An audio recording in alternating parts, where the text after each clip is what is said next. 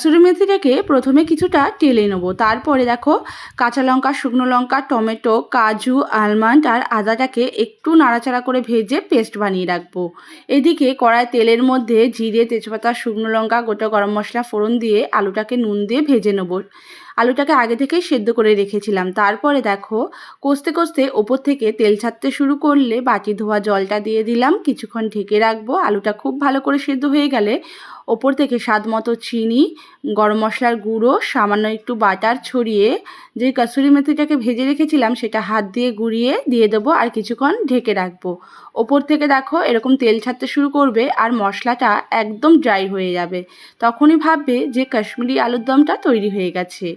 কাশ্মীরি আলুর দমের সাথে বাসন্তী পোলাও না থাকলে কি জমে ব্যাপারটা? তো বাসন্তী পোলাও খুব সহজ পদ্ধতিতে তৈরি করে নিলাম। আর এদিকে আমাদের খাবার রেডি। কেমন লাগলো অবশ্যই কিন্তু জানিও।